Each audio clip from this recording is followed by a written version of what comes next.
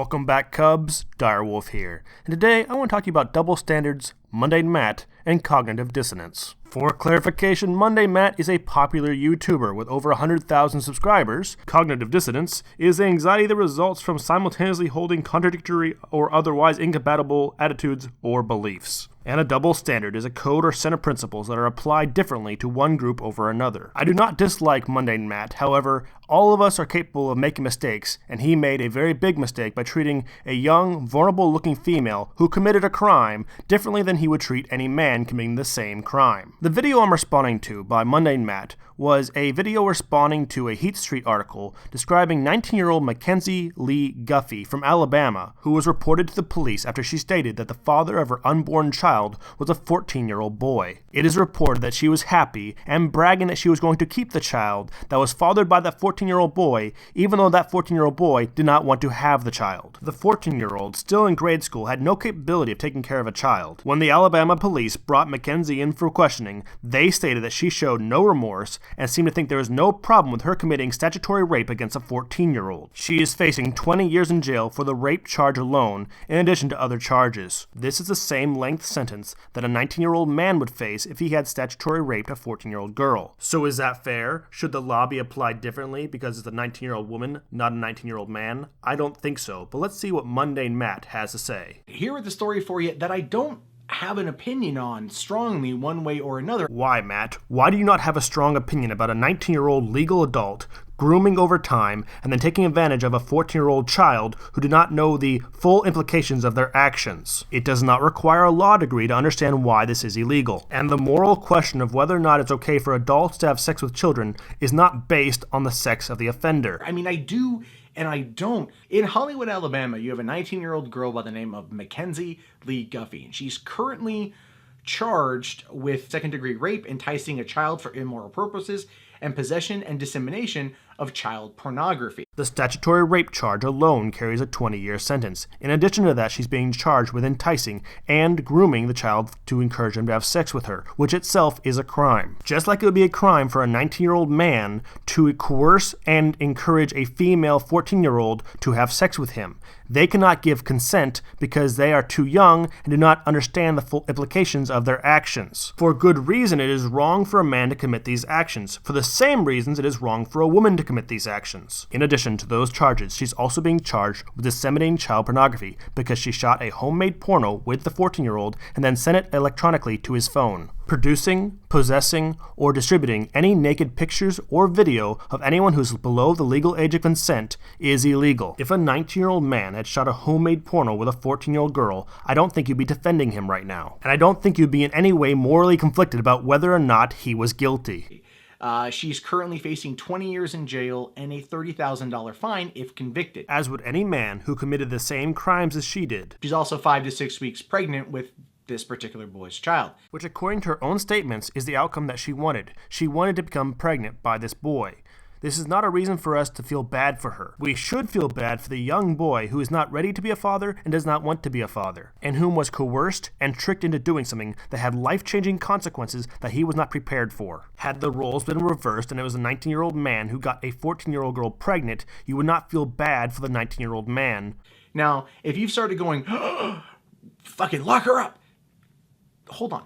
Matt, there is irrefutable evidence that she committed a crime on purpose and has no remorse. And under our law, there is a consequence for that crime that is completely independent of the gender of the person committing the crime. And there is nothing you can say and no evidence that you can provide that will change those facts, and no amount of excuses will make her any less guilty or her actions any more innocent. Yes, this girl is 19. This boy's 14. The legal age of consent in Alabama is 16. Still illegal. Yes, clearly illegal and morally wrong, but you're about to try to make excuses for her, excuses you would not make for a man who committed the same crime. But they met back in December.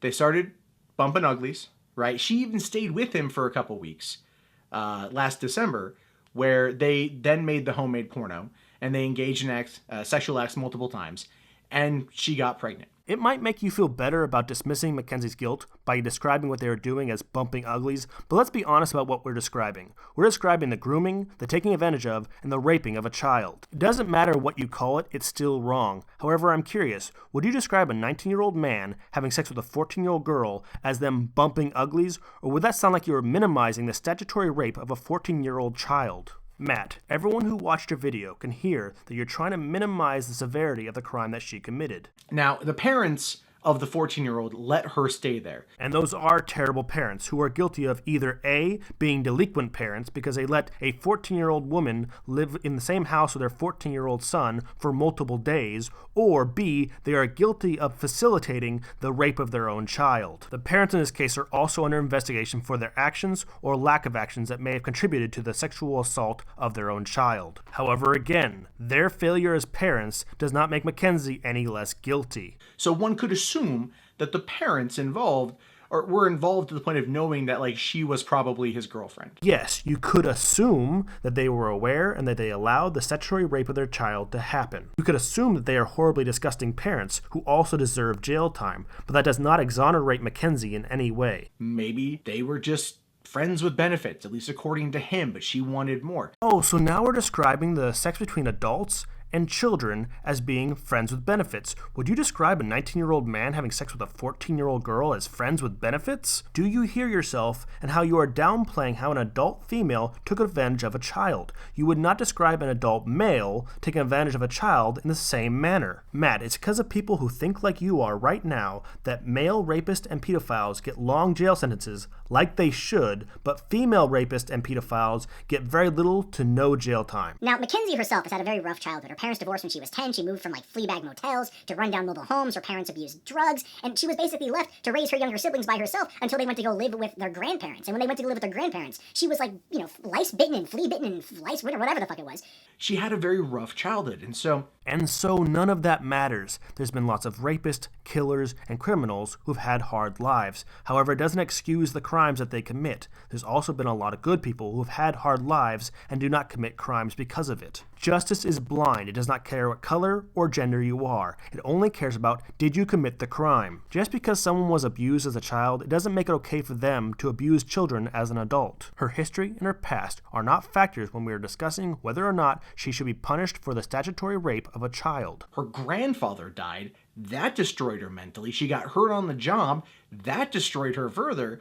And according to her grandmother, she was just looking for someone to hold on to. That is irrelevant. And if she needed someone to hold on to, she should have picked someone who was an adult, not a 14-year-old young boy still in grade school. Now, I'm not excusing what she did. I'm not excusing anything.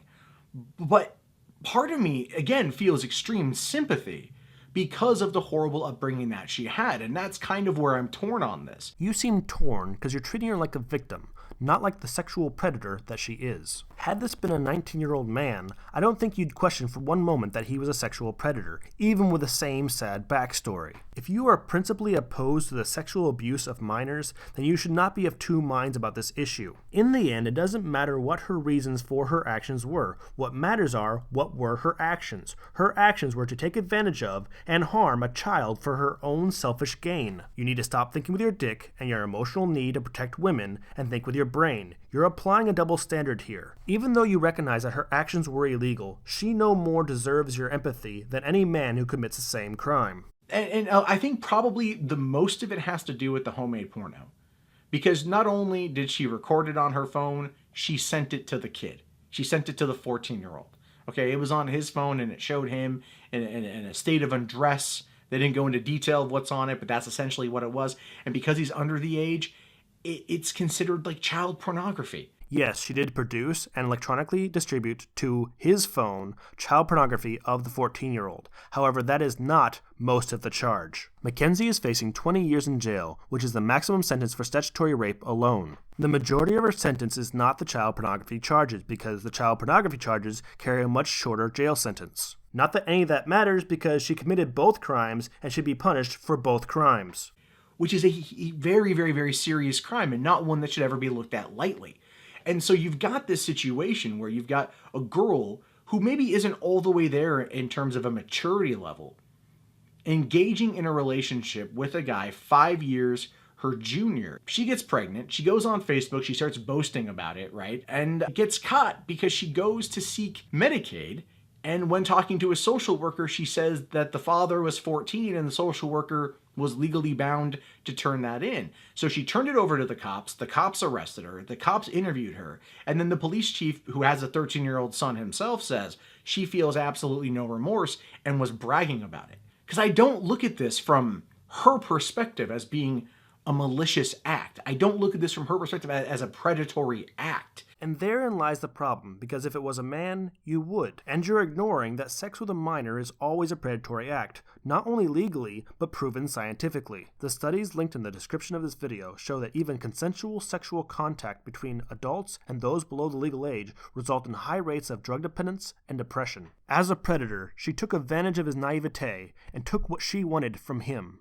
And she did not consider at any point what was best for him. Matt, if you think she is any less of a predator, any less guilty, or that we should be any more lenient because she is a female rather than a male, then you are wrong. Justice must be blind. It does not care if you are female with a sad backstory. And as soon as justice no longer is blind to your gender and your race, it is no longer justice.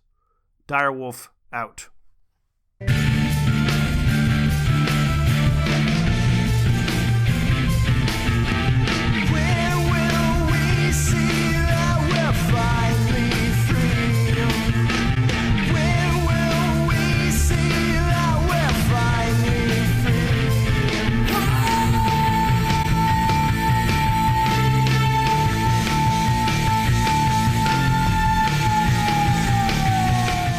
Related to this story, one of my cubs asked me, what do I think about underage people taking pictures of themselves naked and sending them to their boyfriend or girlfriend? I still think this should be illegal, but I don't think the people taking the pictures should be labeled sex offenders or be given any kind of jail time. If a child thinks it's okay to take a naked picture of themselves and give it to their boyfriend or girlfriend, that is a failure of parenting. It should not be the fault of the child. Whatever the punishment is, I don't want the children to have any kind of criminal background, but it has to be severe enough that the parents make sure it doesn't happen again. My best suggestion for high-income families is for there to be a civil fine that is charged to the parents. For low-income families, I suggest community service served by the child. And the pictures and video are to be confiscated and destroyed. But no criminal background for someone who is not an adult who took pictures of themselves. I'm no lawyer, but I think that's the best way of dealing with the problem. What do you guys think?